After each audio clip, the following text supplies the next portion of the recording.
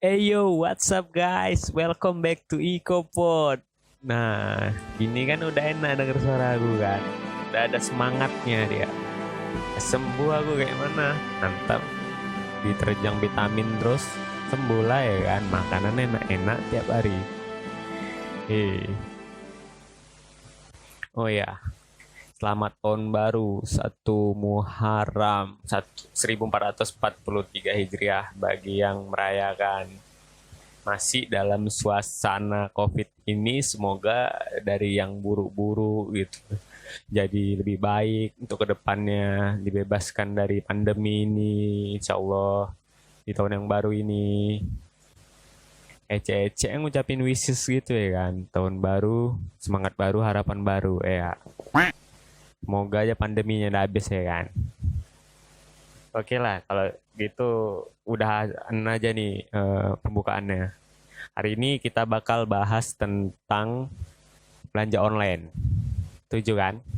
Gas. Mari kita gas. EcoPod, Electronic Koala Podcast. Kalau udah pandemi kayak gini ya kan, paling males belanja ke toko. Entah rame, sumpah, panas, semua lah. Orang pada males belanja ke toko sekarang ya kan. Ditambah pula mall pada tutup. Udah lah, makin makin nggak ada lagi lah belanja-belanja ke toko. Semua orang beli online.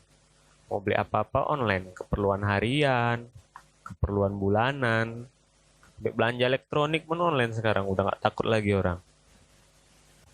Saat ini udah banyak merebaknya aplikasi belanja online gitu kan, terus aplikasi pembayaran online, dompet digital, supaya kalian lebih gampang lagi bayarnya. Ini nih HP kalian kalau udah ada yang nama M-Banking sama All Shop, mudah, kelar. Habis itu saldo. Itu merupakan duit maut itu, perpaduan sempurna. Satu mata nggak bisa berhenti cari-cari ya kan. Silap awak check out. Kena M-Banking, selesai. Banyak kalian yang kayak gitu pasti kan. Gak usah bohong lah. Aku pun sering kayak gitu. Tapi satu saran aku ya, kalau kalian udah belanja online, jangan pakai yang namanya pay later. Jangan pakai itu. Emang lebih gampang sih, bagus dibikin kayak gitu supaya kalian bisa beli sekarang, bayarnya nanti kan. Tapi jangan pula kalian lupa bayar. Kalian lupa bayar, jadi beban kan nama kalian, jadi beban pikiran. Apalagi kalau nggak bisa bayar nih ya. Nah, teror kalian suruh bayar. Tahu aku, kawan aku kayak gitu soalnya. Kayak yang ada cerita sempat viral kemarin itu. Aku sih bacanya di Twitter. Itu katanya video dari TikTok yang katanya dia curhat dapat tagihan pay later sampai 17 juta. Geger kali kemarin. Dia buat video katanya nangis karena pacar, enggak, nangis karena pay later. Tiap bulan dia kena bunga sampai 400 lah, 500 lah. Betul nggak sih sebenarnya? Coba lah kita kita simak aja dulu ya kan. Soalnya cerita udah sampai base-base nih. Berarti kan udah butuh temen curhat kali deh kan. Di video itu katanya dia pakai paylater untuk bayar tagihan itu, nggak tahu lah beli apa ya. 400 limpul, 450 ribu aja katanya. Pada bulan Juni 2020. Seneng lah dia ya kan, tergiur dengan adanya fasilitas kredit online yang bisa bayar nanti. Kalap dia belanja, lupa dia bayar. Sampai numpuk sampai 1 tahun. Tapi masa iya sih dalam waktu 1 tahun bunganya itu sampai 17.431.161 rupiah. Jatuh tempo 5 Juli 2021. Sedangkan setahu aku limit pay later itu 18 juta biasanya Shopee nya. Habis dia curhat itu banyak lah yang simpati, nggak simpati juga sih, respon lah dari netizen netizen maha benar ini ya kan. Ada yang ngatain kayak dia pakai limitnya tapi nggak dibayar-bayar. Ya iyalah, tagihannya numpuk. Pakai pay later nggak apa-apa selama lo yakin lo bisa bayar. nggak usah ngerasa beban. Toh lo pakai pay later dengan kesadaran penuh. Kenapa pas bayar malah ngerasa beban gitu? Terus ada juga yang bilang, untung nggak pernah aktifin pay later karena nggak mau ngutang. Bangsat. Terus ada yang bilang juga, untung gua anaknya jarang belanja. Ya, jarang belanja, tapi kok belanja online sama aja. Tapi tenang, di balik suatu cerita pasti ada klarifikasi. Pasti. Tapi klarifikasinya dari pihak Shopee nih, pihak Shopee Paylater. Setelah diteliti, ternyata video cewek nangis sama isi Paylater hampir 17 juta itu dua video yang berbeda, dijaduin satu. Di video pertama, cewek yang nangis itu bukan yang kena utang sampai 17 juta, tapi tagihannya memang betul 450.000, tapi bukan tahun lalu, tahun ini 2021. Tagihan itu untuk bulan Juli 2021, tapi udah lunas kok 450.000 itu. Terus video yang ada tagihan sampai 17 juta itu beda akun ternyata. Tapi kita sampai segitu utangnya pun nggak ada pembengkakan. Itu maksudnya kayak mana itu? Oh, pembayaran tagihannya dibilang lancar, nggak terlambat. Jadi ini cuma nyari nyari ini aja nih, nyari sensasi aja sebenarnya ini. Aku kalau nggak ada baca-baca kayak gini percaya juga ya kan. Kadang omongan netizen ini nggak bisa dipercaya. Nyari dukungan, ternyata cuma nyari sensasi. Prank. Soalnya pengalaman pengalaman belanja online aku jarang sih aku belanja online. Soalnya biasanya belanja online aku yang kayak nggak ada di sini gitu. Bukan nggak ada, males nyari gue rasa ya. Ya rata-rata yang gue beli itu barang elektronik semua gitu. Karena memang semenjak pandemi lah baru mulai punya akun-akun kayak gini. Malas keluar, malas nyari ya kan. Udah lah beli online aja. Bayarnya bayar Indomaret, Alfamart, kayak gitu ya nggak susah. Nggak usah pakai m-banking. Habis nanti duit aku. Udah gaji nggak seberapa. Bos bisa lah bos naik gaji bos ya. Teranyar sih aku pernah kemarin kan beli minuman Jepang gitu kan, minuman dari Jepang. Beli online karena aku nggak tahu di sini jualnya di mana. Ya udahlah, aku belilah dari Shopee kan. Aku beli tiga karena pikir rasanya beda-beda. Aku beli tiga, pakai pengiriman yang hemat karena pada waktu itu dari yang reguler ke hemat itu jauh jaraknya. Ya udah, kalian aja beli yang hemat, nunggu nggak apa-apa lah rentang 1 minggu ya kan. Lewat seminggu, tunggu rupanya barangnya nyangkut di drop point terdekat gitu. Pecah rupanya, tau kalian. Yang pecah bukan botolnya, tutupnya. Jadi kuat, kacanya kuat. Tapi kalau tutupnya pecah atau tutupnya itu kegeser dikit aja, nggak dilapisin busa itu, udah bocor itu minuman. Namanya Ramune, tau kalian Ramune Hatta. Jadi memang orangnya klarifikasi dulu, orang ekspedisi kan. Bilang orang itu, bang ada pecah nih satu.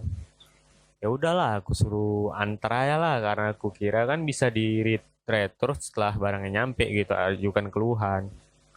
Nampillah barangnya, aku terima. Pas aku buka, aku bikin lah videonya waktu buka udah pecah kayak gini. Aku lapor. Tuduh-tuduhan orang itu.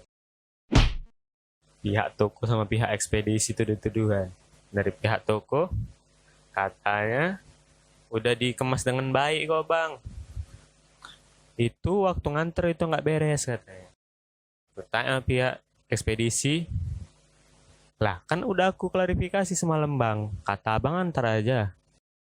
Daripada pusing palaku, udahlah biarin aja situ. 1 biji aja kok. Ikhlas aku perkara tutup botol pecah. Hilang airnya 1 botol.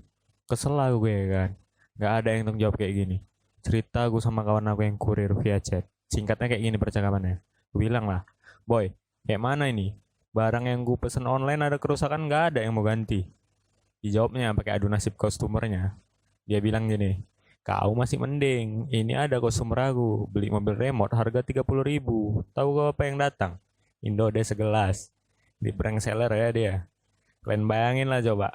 Mana mobil remote 30.000? Kalau ada pun yang asal jadi. Tapi tetap aja sellernya kurang ajar itu. Report aja aku nih, Wak.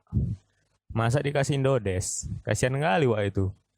Sebenarnya aku nggak enak cerita kayak gini. Tapi kayak mana ya kan, tuntutan kerjaan. Ada satu cerita lagi nih dari kawan aku gitu kan. Dia reseller salah satu brand kecantikan terkenal di Indonesia. Gak usah sebut merek lah, inisial aja, Oriflame, tahu kalian kan. Itu udah terkenal kali itu di Indonesia kan. Banyak reseller di mana-mana. Jadi aku ceritain singkat aja nih. Pas nyampe itu kan, dia kan order untuk orang kan. Ada barangnya satu parfum yang tumpah karena tutupnya nggak ketat. Nah, cerita hampir-hampir sama lah ini sama botol Ramunia aku tadi. Terus yang punya parfum itu, oh itu nggak usah aku baca lah ya kan. Terus dia konsul lah ke upline-nya karena parfum yang tadi tumpah, di retur dia lah, dikirim balik parfum yang eh, tumpah tadi lengkap sama dokumen-dokumen yang semua yang diperluin. Dia lapor ke CS-nya juga, tapi sampai 4 hari nggak ada masuk pemberitahuan gitu kan. Sementara dia kirimnya pakai JNE, harusnya kalau udah JNE nyampe itu gudangnya karena satu kota. Gudangnya di sini juga ada kok. Sabar lah dia nunggu kan, karena pikir mungkin prosesnya memang agak lama. Udah seminggu lebih gitu dia kan. Dia pergi lah dia ke kantor Oriflame yang di mall gitu, mau ngambil barang biasa lah ya kan, karena trauma barang itu tumpah tadi. Gila dia ke mall itu, sekalian lah ditanya status parfum tumpah tadi. Jadi setelah langsung dia ngadu ke CS yang di sana, yang di mall itu, langsung masuk email pemberitahuan 2 hari kemudian. Masuk email yang hari itu juga, 2 hari kemudian barangnya nyampe. Itu parfum gantinya sama biaya kirimnya dikembaliin ke akun dia. Kirain prosesnya yang lama, rupanya memang dia yang dicuekin. Sabar ya Mbak, hidup ini memang berat. Kalau kita nggak good looking, nggak bakal direspon. Bahkan CS pun kayak gitu ya. Kok aku baru tahu. Gue kira cuma syarat jadi CS aja harus good looking. Rupanya syarat jadi user juga kayak gitu ya, pelanggan. Bicara tentang pengalaman beli online, kawan aku pernah ini kan. Pengalaman terburuk dalam hidupnya. Perlu ku spill nggak nih? Gak usah lah, kesian. Kawan baik ya kan. Jadi dia pernah cerita kayak gini. Kawan dia ada yang order gitu, entah order apa, entah skincare, entah apa, gue lupa gitu kan dia cerita. Jadi kawannya ini beli itu kepencet atau enggak kayak mana, soalnya dia cuma mau masukkan keranjang aja. Rupanya kepencet check out, biaya antar lebih mahal dari produknya. Jadi waktu itu juga mau dibatalin dia, nggak bisa karena COD. Nggak bisa lah di cancel barang tadi, dia udah mau coba cancel gitu. Diceritanya pas barangnya nyampe bingung dia, kayak mana lah nih bayarnya. Bukan karena apa ya, lagi nggak megang duit, entah kayak mana nggak tahu lah gue kan ceritanya. Bertekak lah dia sama kurirnya, katanya memang nggak ada di pesennya.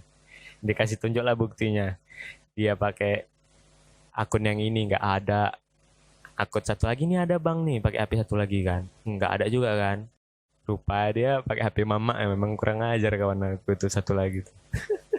HP dibongkar abang itu, kakak beli ini kan, itulah dikasih tahu dia di HP-nya tuh nggak ada kan bang, aku memang nggak ada beli bang katanya.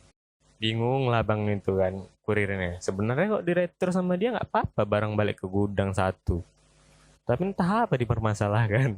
Emang kasihan kali lah, sampai udah mau nangis aku kemarin, gemeteran kata kawannya itu. Padahal memang kesalahan dia. Dia nggak jadi beli karena memang ongkirnya lebih mahal dari yang diordernya itu. Pengalaman tentang kurir juga ada nih kawan aku yang bertekak sama CS atau kayak mana lah tadi ceritanya kan. Jadi zaman sekarang kalau mau ngurus ke bank itu kan susah. Jadi tau lah kalian kan, dompet dompet online yang punya bank itu bisa ngirim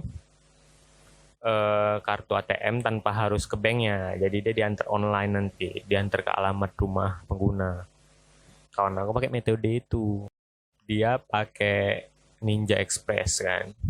Jadi pas dia lacak, statusnya udah diterima pada tanggal 6. Nah, bingung lah dia kan. Sementara dia nggak ada nerima apapun gitu. Dia ngelapor ke CS. Kak, status saya lacak kok udah diterima. Padahal saya nggak nerima apa-apa katanya. Atas nama saya udah ditandatanganin. Dikirimnya sekalian buktinya kan. Jadi dibilang CS-nya, oke nanti ditelusuri lagi ya bang katanya. Dari email ini. Besoknya di chat lagi sama dia, bener kata CS udah diantar, itulah dikirim bukti dari si kurir kalau fotonya itu nggak diterima sih, masih depan dia motonya foto pagar orang, udah gitu aja foto pagar orang. Ya dia marah lah, ini bukan rumah saya mbak katanya, barangnya juga nggak ada nyampe sama saya. Terakhir setelah perdebatan yang cukup panjang, baru tuh barang diterima malam sore sama orang tuanya. 3 hari telat, 2 hari atau 3 hari gitulah. Tapi statusnya udah diterima sebelum barang nyampe ke dia. Aneh kan? Kadang-kadang banyak yang kayak gitu. Kayak kemarin kami juga beli beli pizza lah ini. Dari kalian tahu yang panjang-panjang itu kan? Yang sempat hype kemarin. Kami coba lah mau beli. Kata orang kok bukan apa ya? Ya pengen ngerasain aja lah udah. Dah, kami order langsung dari aplikasinya. Orang itu kan punya aplikasi juga kan. Nggak lama, orderan disiapkan, dibuat gitu kan. Kok tiba-tiba orderan selesai? Bingung lah kami. Nunggu sampai 1 jam barang nggak nyampe-nyampe. Karena bingung putus asa barang nggak nyampe udah kelaparan, kami telepon CS.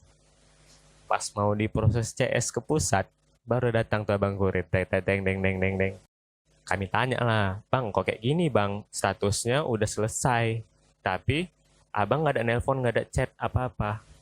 Iya kak, maaf, itu supaya eh, orderannya selesai karena ada limitnya. Jadi mereka itu dikasih limit waktu supaya mengantarkan sesuai dengan jadwal. Nah, sementara dia dapat 2 orderan, nggak mungkin lah itu siap kan. Jadi dibikin dia selesai dulu lah, tapi salahnya dia nggak ada konfirmasi gitu. Emang aneh-aneh cerita kurir nih. Kalian kalau jadi kurir harus kuat mental lah ya, biar bisa diterima sama calon calon mertua. Katanya calon mantu terbaik adalah kurir, karena mentalnya udah terlatih. Udah lah, mungkin segitu lah cerita panjang lebar tentang dunia perbelanjaan online ini. Enak memang belanja online ya kan, tapi bisa bikin sakit kepala kalau kita nggak bisa bayar. Oke lah, itu aja kali ceritanya ya.